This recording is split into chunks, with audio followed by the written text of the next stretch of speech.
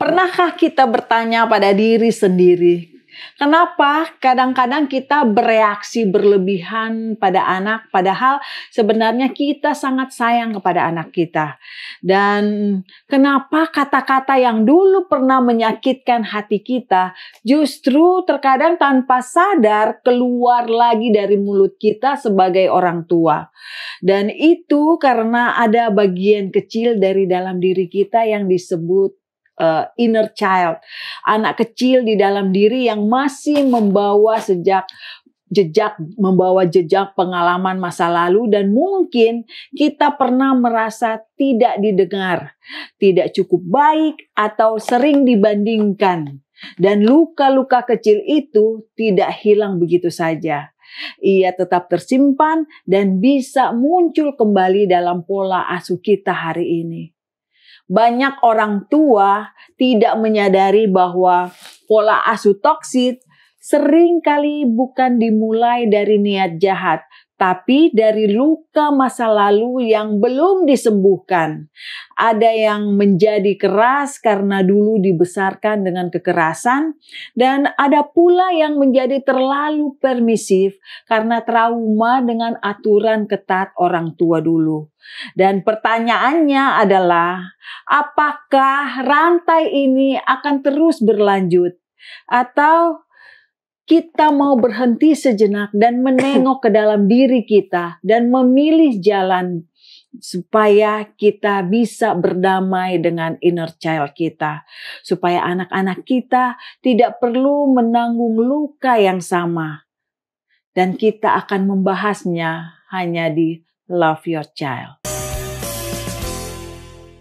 Banyak orang tua ingin jadi versi terbaik untuk anaknya, tapi kadang tanpa sadar luka masa kecil ikut terbawa.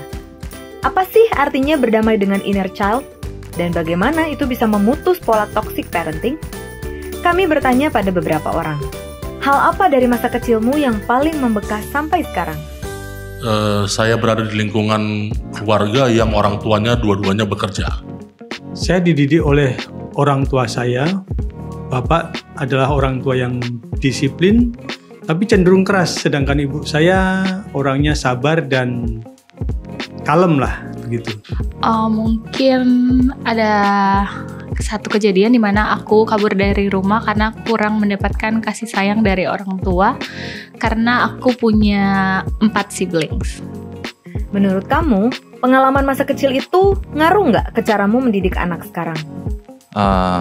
Sangat berpengaruh, karena saya bisa mengambil satu pelajaran bagaimana saya dididik dulu dengan orang tua saya, dan saat ini saya mendidik anak saya. Ngaruh banget, karena aku tuh nggak diisi tangki cintanya full sama orang tua aku, jadinya aku kurang mendapatkan kasih sayang gitu. Tentunya berpengaruh ya, karena kalau orang tua yang dua-duanya bekerja, saya tidak bilang itu baik atau tidak baik, tapi ada beberapa hal yang menjadi kebiasaan-kebiasaan yang berbeda. Contohnya mungkin dalam hal komunikasi. Oh, ngaruh sekali. Saya selalu mengenang pendidikan orang tua saya pada saat kecil, jadi saya selalu lakukan itu. Kamu melakukan apa buat berdamai dengan inner child kamu? Kebetulan ya, waktu masa kecil saya rasanya enjoy saja. Pengalaman dengan orang tua saya bahwa mereka mengajarkan sampai mungkin ada sedikit keras, tetapi saya itu tidak membekas ya, tidak menjadi trauma.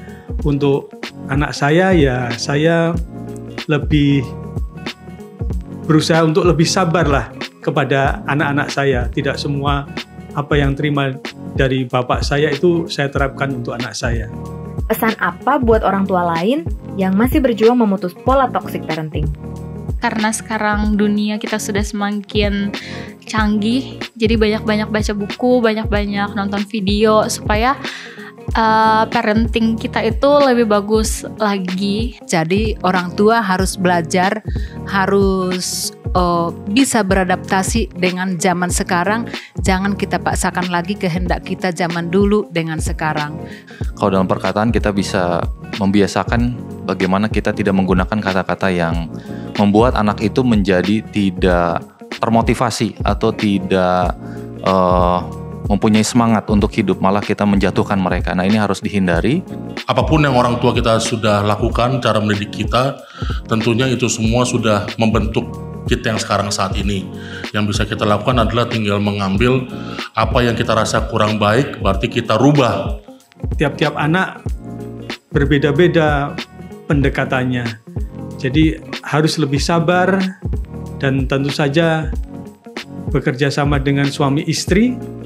Berdamai dengan inner child bukan soal menyalahkan masa lalu, tapi soal memilih masa depan yang lebih sehat buat diri kita dan buat anak-anak kita.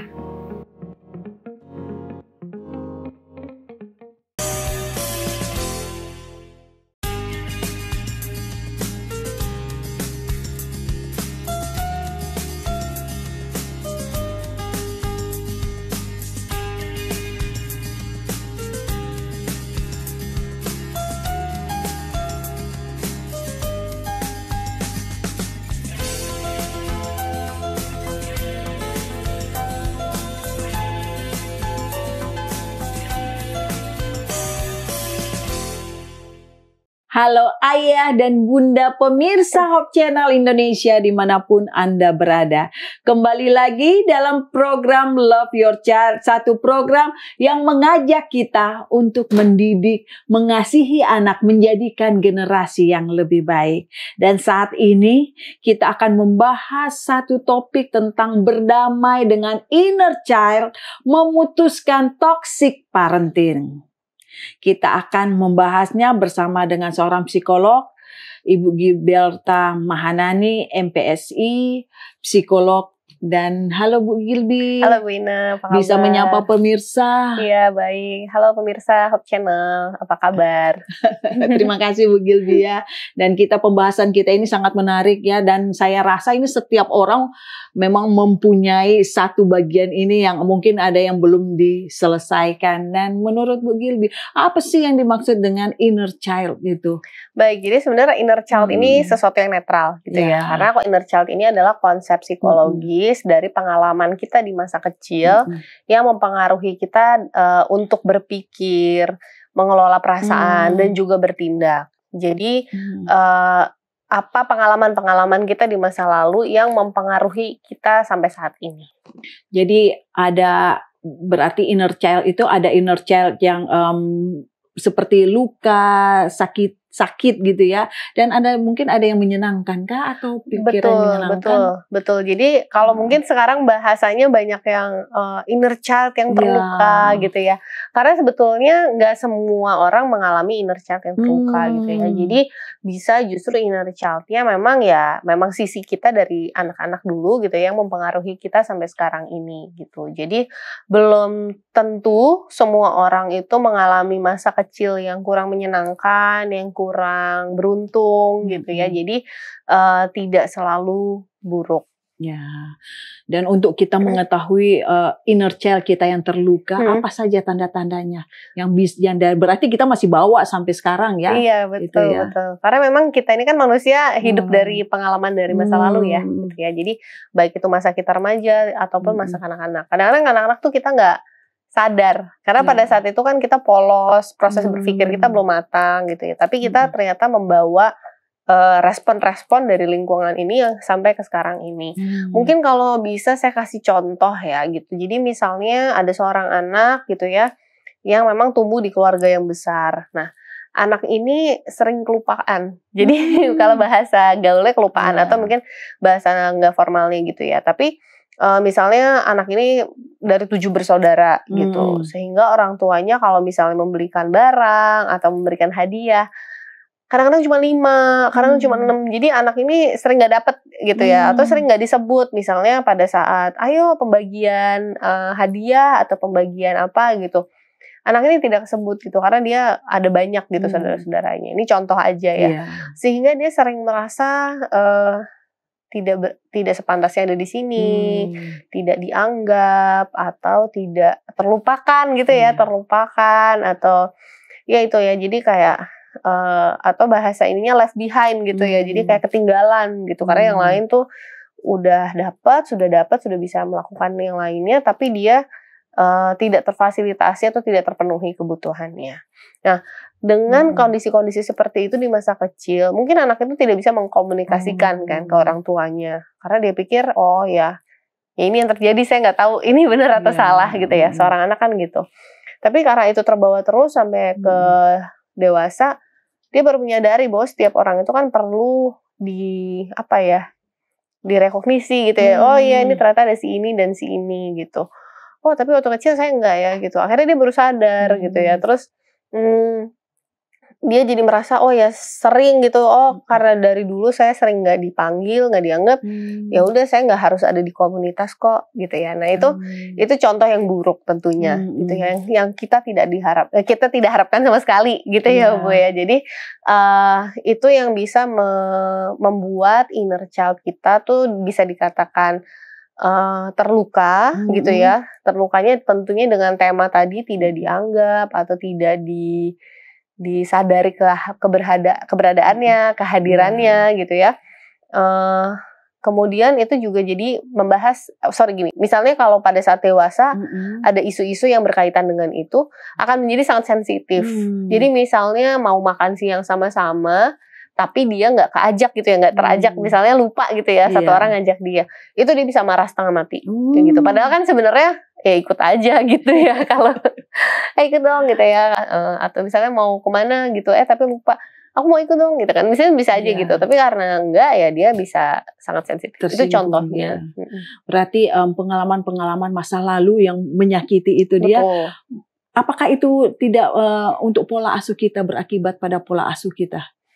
Betul, itu bisa jadi mempengaruhi ke pola asuh kita ketika kita tidak menyadari pentingnya untuk memulihkan rasa sedih tadi, atau kayak misalnya sekarang si anak tersebut juga sudah terbiasa, ya udahlah kalau anak saya yang satu nggak dapet nggak apa-apa kok, saya juga hidup sekarang misalnya gitu ya. Itu kan jadi berulang gitu ya. Akhirnya nanti anak yang satunya bisa memiliki persepsi lagi yang berbeda. Karena setiap manusia itu kan persepsinya berbeda-beda. Mungkin contoh tadi ketika sudah dewasa dia dia kurang memperdulikan gitu ya, atau kurang fokus ke situ. Tapi bisa jadi ketika dia melakukan itu ke anaknya punya persepsi yang berbeda dan mungkin tingkat sedihnya berbeda gitu ya, jadi makin sedih.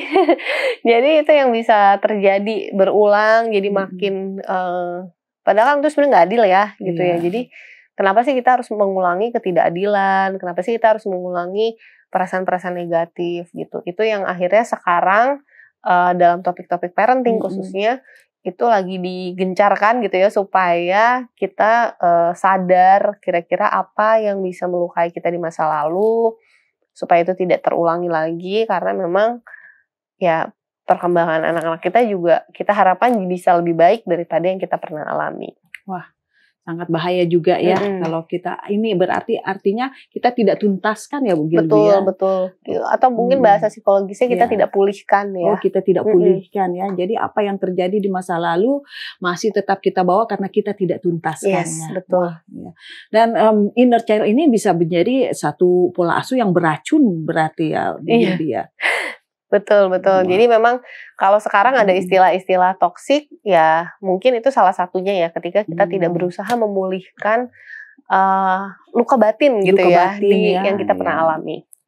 Wah, ini pembicaraan yang sangat menarik ya. Jadi ini ibu-ibu yang sekarang ada yang toksik, yang pola asuh yang toksik itu, jadi dia belum menyelesaikan apa yang ada di masa lalunya. Betul. Dan mungkin setelah yang satu ini ya Bu Gilby, kita akan membahas bagaimana cara kita untuk menyelesaikan, karena kita sudah terikat oleh waktu. Jadi kita akan lanjutkan setelah yang satu ini.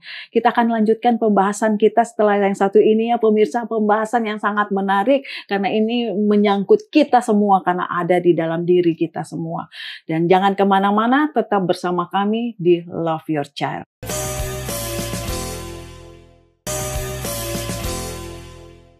Kembali lagi di Love Your Child dan kita masih membahas berdamai dengan inner child, memutuskan toxic. Dan Bu Gilby, tadi pembahasan kita sangat menarik ya. Kita membahas tentang inner child dan yang beracun ya, akhirnya mempengaruhi akan pola asuh kita. Karena inner child ada ya, saya ingin yang bertanya yang tentang permisif. Jadi mungkin kali karena pengaruh dia di masa lalu, dia terlalu dikekang seperti itu ya. Jadi akhirnya setelah dia pola asuh, dia memperbolehkan apa yang diminta anaknya. Apakah ada contoh kasus seperti itu, Bu Gilby? Iya, untuk contoh kasus saya yakin akan sangat beragam ya, gitu. Tapi betul, karena gini dampaknya bisa terulang sama persis, atau terulang tapi sangat dominan, sangat ekstrim kanan dan kiri. Jadi misalnya tadi kalau misalnya yang satu sering mengabaikan gitu ya, akhirnya ya udahlah ngapain saya segitu pedulinya, atau ya diabaikan aja, ini kalau anak-anak namanya juga anak-anak, saya abaikan saja, misalnya gitu. Jadi pengabaian terhadap anak, pengabaian khususnya terhadap perasaan anak gitu ya, atau pendapat anak itu bisa terulang dengan pola yang sama gitu ya. Tapi betul seperti yang Bu Ina sampaikan, bisa jadi ekstrim kanan kiri gitu ya, beda 180 derajat. Jadi kalau tadinya dari orang tua yang kita bisa bilang otoriter gitu ya. Iya, betul. Jadi sangat disiplinnya itu kelebihan gitu ya. Dan penuh kemarahan ketika ada pelanggaran atau mungkin ketidakpatuhan, itu pada saat si anak tersebut menjadi orang tua, dia jadi sangat ekstrim, akhirnya sangat permisif. Jadi semuanya diperbolehkan untuk anaknya gitu. Jadi memang sebetulnya kan yang ideal ketika kita memang menyadari pola asuh yang kita dapatkan di masa kecil itu kurang ideal, kita yang berusaha memulihkan diri dan juga mempelajari bagaimana yang ideal gitu, sehingga kita bisa melakukan yang terbaik untuk anak kita. Betul. Dan kalau misalnya ada orang tua yang tidak menyadari akan inner child-nya, apa yang harus dilakukan, Bu Gilby? Kan terkadang orang tua kan mereka mereka lupa ya apa yang telah terjadi. Betul. Karena sebenarnya inner child tuh di beberapa kondisi jadinya tidak disadari gitu ya. Jadi ya sudah terekam aja gitu di tubuh kita. Sebetulnya mungkin kita bisa meningkatkan kepekaan kita bagaimana proses parenting kita gitu ya. Jadi kita lihat, saya ini kalau mengajarkan sebuah tata tertib gitu ya, atau aturan di rumah, udah pas belum ya? Anak saya stres nggak ya dengan aturan-aturan saya misalnya gitu. Kita lihat juga perkembangannya mereka gitu ya.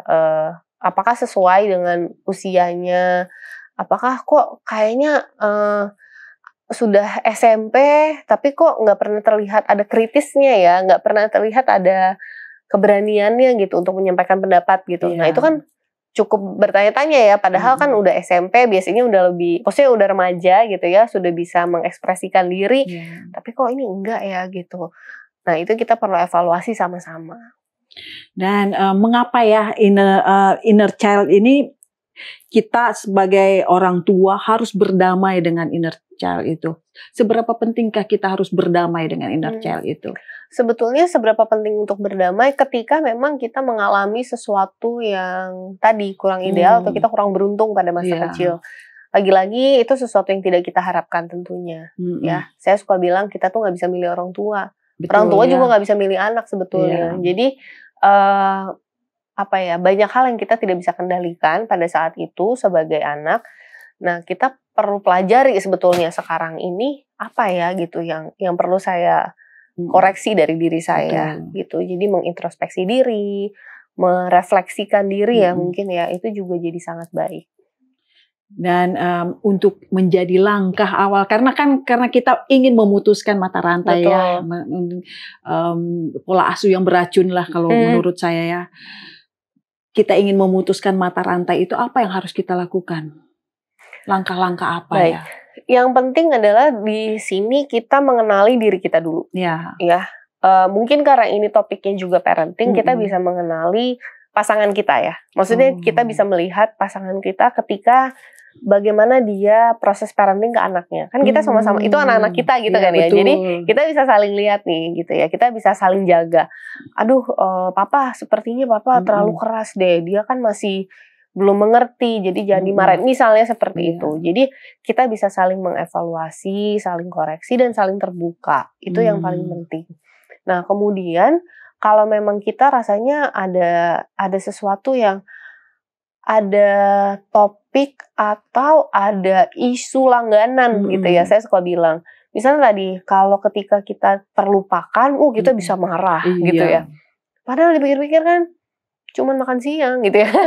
Jadi ketika kita ada isu-isu langganan tadi, kita perlu lebih peka gitu ya. Kenapa ya saya kok bisa marah sekali kalau ada yang melupakan saya ya, atau nggak menyebut nama saya ya gitu. Jadi kita lagi-lagi kita perlu peka sama diri gitu ya, karena ini nggak semudah itu untuk dipahami oleh orang lain, karena orang-orang yang kita anggap dekat pun seringkali tidak menyadari apa yang terjadi dari hubungan kita dengan orang tua kita gitu ya. Jadi mungkin kalian deketnya waktu SMA, sudah di sekolah gitu ya, udah sehari-hari, tapi nggak kenal juga kok waktu itu di rumah bagaimana dengan orang tua gitu. Wah, jadi kalau seandainya ya Bu Gilby ya, sudah kita lakukan kepada anak, tiba-tiba waduh ini saya salah nih, harusnya saya nggak seperti ini gitu.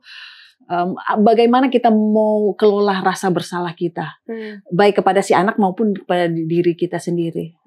Yang paling penting kita perlu ingat adalah tidak ada kata terlambat gitu. Jadi jangan sampai sudah terlanjur, ya sudah, jangan pernah gitu, karena memang kita itu manusia diizinkan Tuhan untuk mengevaluasi atau memperbaiki diri kita gitu ya. Jadi minta gitu sama Tuhan, saya ingin memperbaiki ini. Kitanya juga melakukan upaya-upaya secara sehari-hari gitu ya, secara manusia apa yang kita bisa lakukan. Komunikasikan juga ke anak gitu ya. Dulu mama papa terlalu ini ya, maaf ya. Jangan pernah ragu juga untuk minta maaf sama anak. Jadi jangan pernah ragu kita untuk selalu minta maaf sama anak kalau kita memang melakukan kesalahan ya, karena apa yang kita lakukan dari masa lalu, apa yang kita rasakan, dan itu baru muncul sekarang. Dan kita kadang nggak sadar gitu ya, dan akhirnya berimbasnya kepada anak ya. Dan untuk anak secara psikologisnya pasti akan bermunculan di kemudian hari ya. Wah, ini ternyata kita sebagai orang tua juga harus lebih berhati-hati ya, harus lebih melihat, lebih suka untuk mengevaluasi kira-kira apa yang sedang terjadi di dalam cara kita pola pengasuhan terhadap anak ya Bu Gilby. Pembicaraan kita sangat menarik Bu Gilby, dan kita akan lanjutkan pada segmen yang terakhir, bagaimana kita untuk mengelola atau apa yang harus kita lakukan agar supaya mata rantai inner child itu ya akhirnya terputus. Akhirnya kita mempunyai hubungan yang lebih baik lagi dengan anak, cara pengasuhan kita lebih baik lagi kepada anak. Jangan kemana-mana pemirsa, tetap yang satu ini di Love Your Child. Kita akan mendengarkan kesimpulan setelah yang satu ini.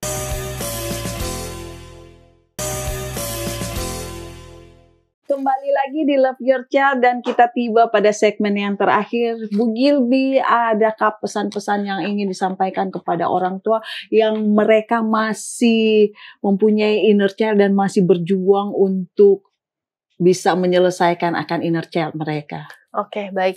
Ini mungkin khusus untuk orang tua yang mungkin memiliki belum pulih gitu ya inner child-nya, yang mungkin masih mengalami ketidakberuntungan pada masa lalunya. Jadi memang pertama yang ayah dan bunda perlu ingat bahwa kesuksesan parenting itu berawal dari diri kita sebagai orang tua, bukan dari buku yang kita baca, bukan dari lingkungan, sekolah, rumah atau apapun, tapi bagaimana dari diri kita siap menjadi orang tua yang terbaik. Itulah yang menjadi kunci. Tentunya dengan pertolongan Tuhan juga gitu ya. Tapi sebagai manusia, diri kitalah yang paling kita bisa kendalikan. Jadi kalau memang ayah dan bunda merasa sepertinya ada masalah yang sangat sensitif ya, sensitif, berulang, itu ayah dan bunda bisa coba kembali refleksikan, kira-kira apa ya yang paling mengganjal atau yang paling langganan, yang paling sering saya hadapi. Itu dulu yang dicoba untuk dipulihkan. Yang kedua tentunya adalah dengan bekerja sama ya dengan pasangan kita untuk menjadi orang tua yang kompak dan juga memberikan pola asuh yang sejalan. Jadi jangan sampai anaknya juga mengalami kebingungan, karena kebingungan itu juga akan menimbulkan luka lagi tersendiri bagi anaknya. Nah, yang ketiga memang mengkomunikasikan juga ke anak ya. Semakin sering kita juga mengkomunikasikan, memberi contoh, itu akan membangun kondisi psikologis yang makin baik untuk anak. Yang keempat adalah jangan ragu untuk meminta bantuan. Jadi jangan bilang bahwa ini sudah terlambat, ini sudah memang saya ini tidak sanggup atau saya pasrahkan saja. Itu jangan sampai kata-kata itu muncul. Kalau saya serahkan saja pada Tuhan itu masih bagus. Tapi kalau saya pasrahkan saja karena ini sudah terlanjur bla bla bla bla bla, itu yang bahaya. Jadi jangan pernah. Kita pasti selalu punya kesempatan untuk memperbaiki diri kita dan juga pola parenting kita. Apapun, sekecil apapun yang kita mau lakukan, entah itu dari kebiasaan sehari-hari atau mungkin mengulangi kata-kata yang positif untuk kita dan juga untuk anak, itu akan sangat berpengaruh untuk perbaikan pola asuh, khususnya ketika kita sudah pernah mengalami masa kecil yang kurang beruntung ya, sehingga inner child kita cenderung negatif. Ya, wah. Jadi para orang tua jangan lupa untuk sadari dan kemudian selesaikan agar supaya bisa membuat pola asuh yang lebih baik, karena ini untuk anak-anak kita agar tidak terjadi pengulangan. Dan terima kasih sekali Bu Gilby untuk penjelasannya, dan kepada pemirsa terima kasih juga kepada ayah, bunda, pemirsa setia Love Your Child yang telah menyaksikan akan episode ini. Jangan lupa untuk tetap cintai anak Anda untuk menjadikan mereka generasi yang lebih baik. Sampai jumpa di program Love Your Child selanjutnya.